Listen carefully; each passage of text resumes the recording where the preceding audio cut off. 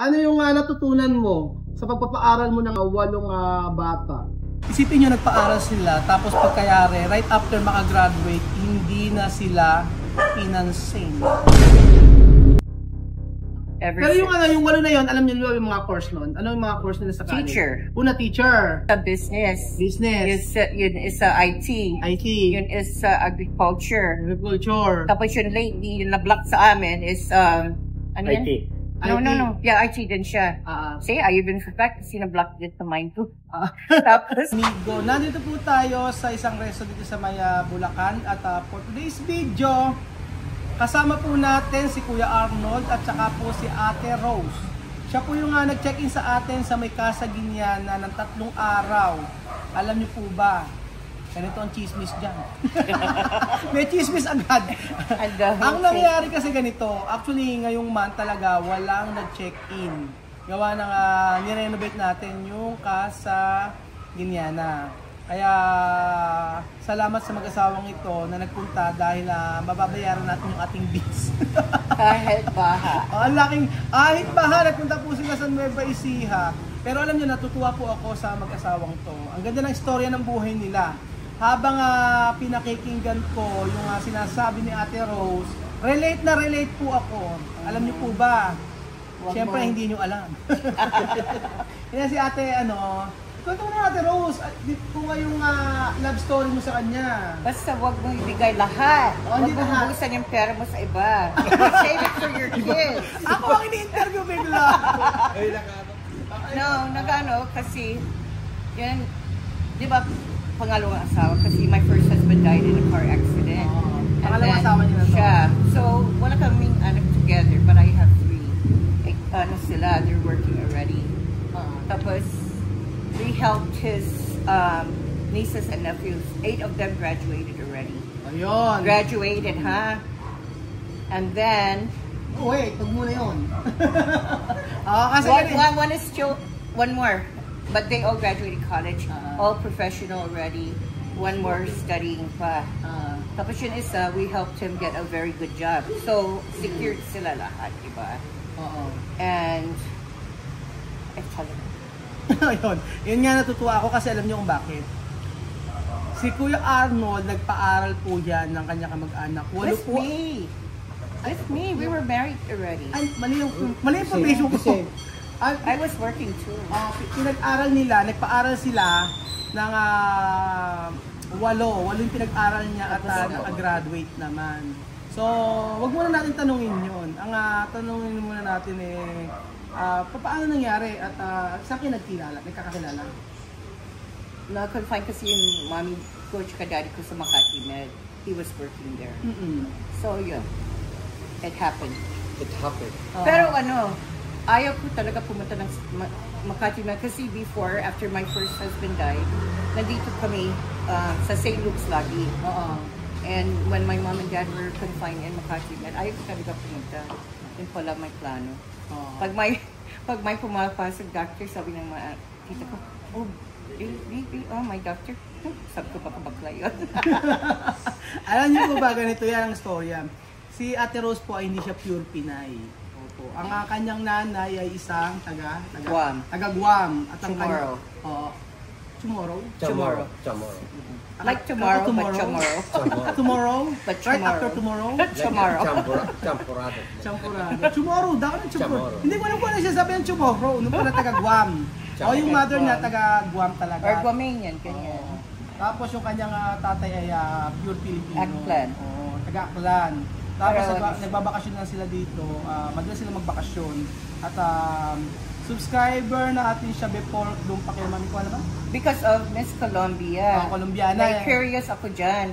And sinabi ko sa kanya, I'm honest na I never really saw the video with Miss Ma.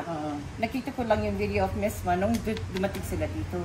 But, I followed Mama yung Juana. And then, na-curious ako, bakit umiyak si Marie? Hala, yan ang start. Sabi ko, bakit yung babae na hindi niya kilala? Di ba parang you don't really know her? So, yun, dyan ako na gano'n. Sino ba nanonood siya? Okay. Both of us. Parang kayo. Tapos, subscriber basher. Oo, siya ang basher. Siya ang basher ko to. Basher ko to pero nagpa-aral. Huwag kayo. So that's why sinasabi namin sa kanya, control your, kasi your kids, di ba? Lumalaki. Kasi ang naranas ng asawa ko, I don't care if they don't like me or they don't remember me. Sabi ko, kung birthday lang ng tito nila, at least, wala. Yun isa pa, kag-graduate, na-block niya kami. Imagine. Isipin nyo, nagpa-aral sila, tapos pagkayari, right after makagraduate, hindi na sila pinansin. Ganun po mga amigo. Hindi na sila pinapansin. So relate na relate po ako dyan. Kasi so yun isa, baka ako mamaya, after yeah. ko magpa-aral. Lesson learned. Keep your... Kaya kung sa kanila kasi na-experience nila yun. Kaya napaisip ako, sabi ko nga sa inyo, silang dalawa nagpa-aral tapos after makagraduate ng college hindi na sila pinapansin. So kahit birthday, walang ganon. Birthday! Yeah, at least birthday niya. Who cares about Christmas New Year? Basta ang birthday niya, wag ako, Tapos, the first one, nag-start, yun first one, alam mo, you're gonna make them go to school, di ba? Oh, tita, tito, don't worry, paglaki namin, pag ganun yung tanda nyo, we will take care of you, ganyan, di ba? Oh, sweet, everything, Ngayon, the first one, nag-graduate. Tito, pahiram ng 20,000. Pag abroad ko, magano kami, babayaran kita ng first, sweldo. Kailan nagbayad? Last year lang, 2 years ago.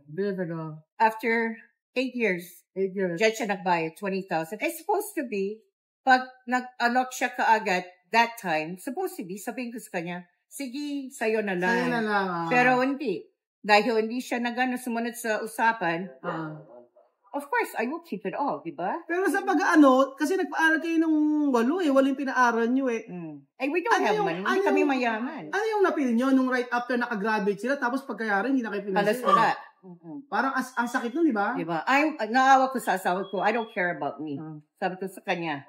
Kasi he works hard. I work too.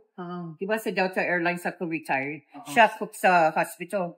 Syempre, he cannot handle that by himself. I'm also working. So, kasama kami. Pero, yun nga tayo kaya mahirap mag-expect no? No, don't 100%, don't give. Kasi sa akin ganito sa aking experience, sabing gano'n na mga bata, yung mga Afrikana, yan, pinag-aaral mo sila, ganyan, tapos hanggang ngayon, suportado pa rin ako pagkapaaral sa kanya, pero never kong inisip na right after nila makagraduate, kakamustahin pa nila ako, ganun. Kasi masakit who you? Yun ang mahirap kasi mahirap mag-expect na ganun. Ang, parang sa atin, channel of blessing ka lang para makatulong ka sa ibang tao. Pero pagka nag-expect ka na, pagtanda ko, ganyan, pagka kailangan ko ng tulong, kayo naman. Ang hirap nun, kaya... Hindi, don't expect. I always tell my daughters din noon, don't expect or you just be disappointed. Kasi sa part ninyo, walang pinaaral ninyo, tapos, yung money, yung kumustahin ka, yung kumusta na po kayo, tito, tita, ganyan. Well, yan. Tapos yun, daw ng kapatid niya, yun isa, nagtayo kami ng 2 bedroom, tsaka 1 bedroom. Na yan, wala. Kalaban sila. Yun isa, ganyan pa, hindi sila nag-uusap. Tinatanong ko, alam niyo ba yung mga... Pero support siya 100% sa kanila noon pa. Pero yung 8 na yun, alam niyo yung mga course noon? Ano yung mga course nila sa college? Teacher. Una, teacher. Tatlo sila teacher. Yun is a business. Yun is a IT. Yun is agriculture. Tapos yun lately, yung na-block sa amin is, IT. No. Yeah, IT din siya. See, I even forgot kasi na-block din sa mine too. Tapos, yun is third year na, yun. Yun na yung last. Yeah. HRM. Yeah. Pero ngayon, sa pagpapaaral ninyo, meron kayong rules. For example, kailangan pasado kayo, kailangan mataas ang grades nyo, o paano? Wala. Yun ang problema. Kahit resibo, hindi pinapakita. Kahit grades, minsan, ihingi mo. Pero madalas wala. Yun, ipapakita yun, PE. Pataas. Pero importante nakagraduate naman Yun ang yun isa, nabuntis right before graduation. Pero, full support kami hanggang mga ilang buwan, 1 month. Grabe ang bait nila. Nabuntis. Grabe ang bait nila, no? pagka ganun. Kasi sa akin, ang rules ko kasi, sa pagpapaaral, gusto ko na ipapakita sa akin yung grades, tapos walang bagsak. Dapat, make sure. Yun. Very important. Kasi napakahirap na padala ka ng padala, tapos hindi naman pala nagagamit sa pag-aaral. Pero ano pakiramdam nung time na yun? Nang kunyari na, ibig sabihin yung 8 na yun. I'm so proud, di ba? Nakatulong kami sa family niya. Sabi na nga ng mga anak ko, hindi kami nagtulong sa kanila. Ilan tinapos niyo sa Pilipinas. But wala silang di ba? Kasi yun, panganay ko is sa New York, nag-graduate siya biotechnology, cum laude sa New York. Tapos yung pangalawa ko, nag-ano ng IT. Tapos yung pangalawang... Ang anak mo ay sa una, ilan? 3. 40 years old. 40. 39. And yung bunso ko is 36. Tapos lahat nakagraduate. Yeah. Tapos... Ang galing, no? Kaya siguro nakagraduate naman yung 3. Humanap pa kayo para sa kanila, we didn't help them. Okay. Sila, kasi pwede mag-aral nagtatrabaho sa Amerika. Yun ako na kasi scholarship sila. Kasi nakagraduate na pala ng college yung 3. So, naghanap uli sila ng, problema. No, naawa kami kasi, yes, exactly. Yun, naawa kami kasi diba, may hirap sila, di ba? So, ang sabi ng asawa ko, we will help one from each family. So, when they graduate, they will help their parents. Not really, hindi natuloy. Parang tuloy pa rin kami magtulong, ganyan. Pero may tanong ako.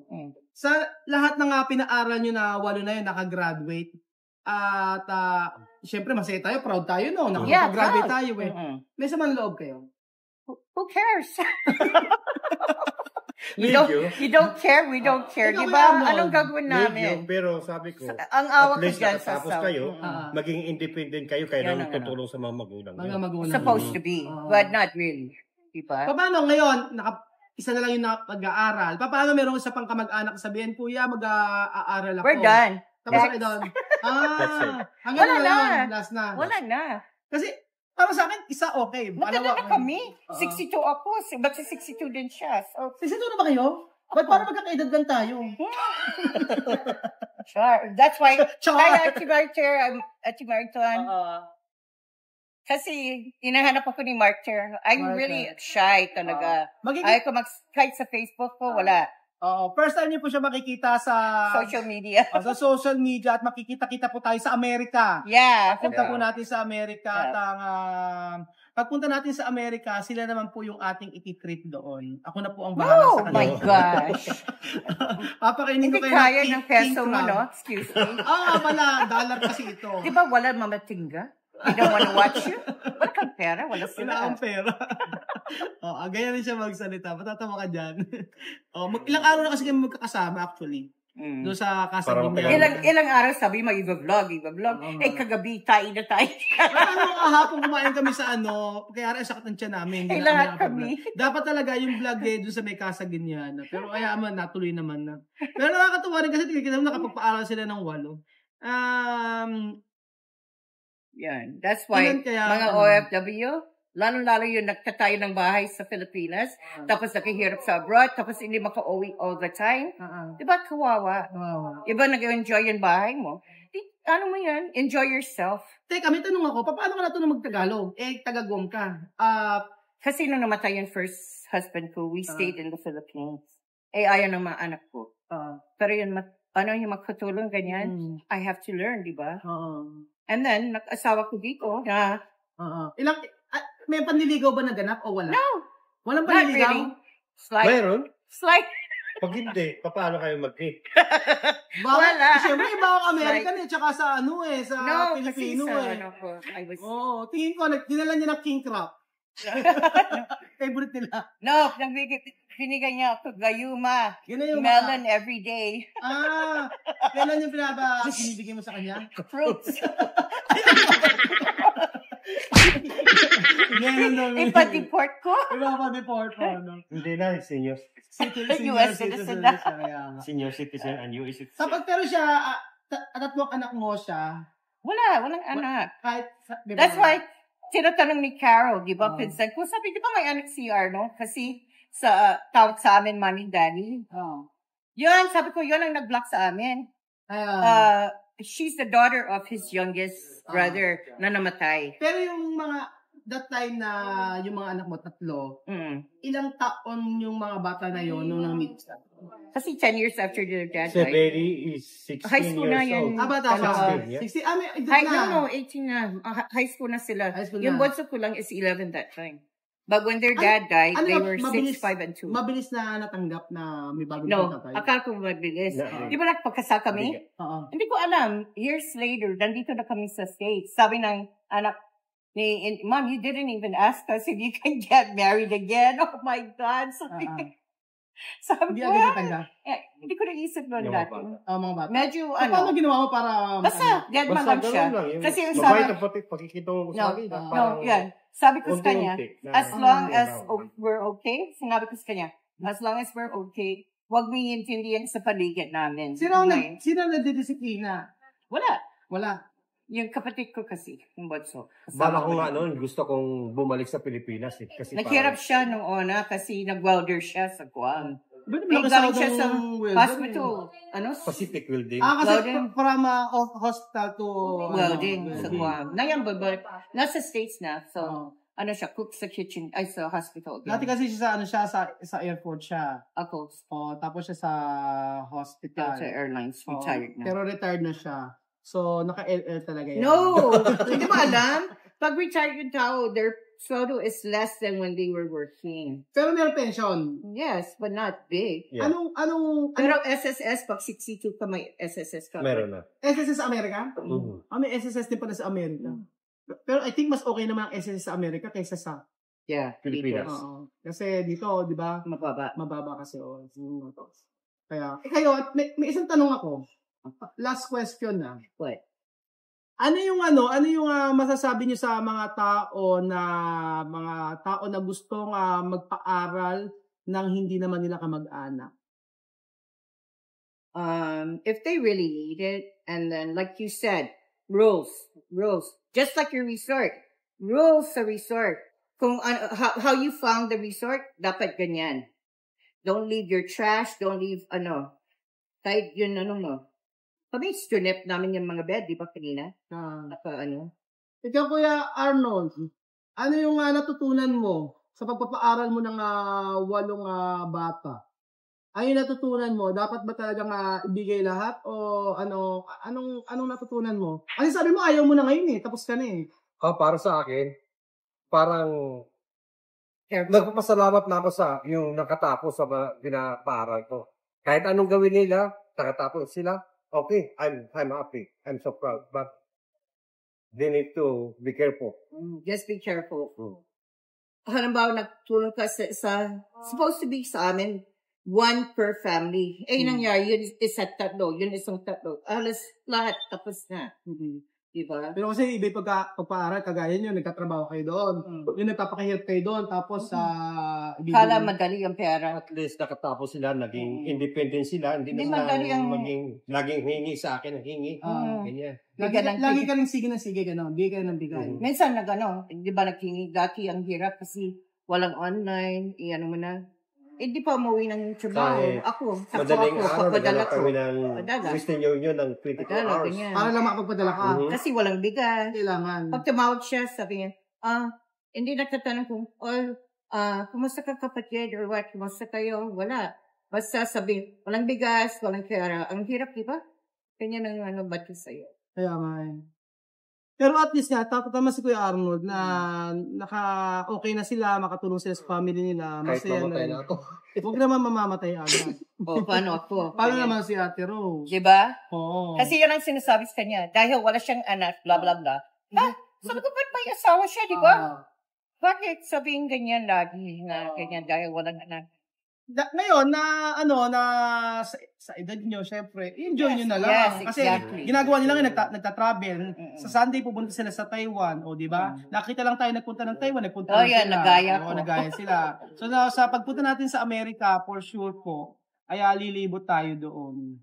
Tayo ay magcha-challenge. Kami po ay Mag-challenge, mag-drive ka kaya. magdadrive. Mahuhuli ko. So, yun ba mga amigo, nakakarinig niyo po ang istorya ng buhay ni Kuya Arnold tsaka ni Ate Rose. Grabe, ako na-inspire ako sa taong ito. Kasi isipin niyo, wala yung pinag-aral. Hindi isa, hindi dalawa. 8 po na kamag-anak nila. At ano man yung naging resulta, napabuti naman kasi nakatapos. So, hindi man sila binalikan, hindi man sila naaalala. Ang mahalaga po ay yung kanilang goal sa buhay na makapag-aaral, natupad. Yun po ang napaka-importante. So, ako po, inihanda ko na ang sarili ko dyan.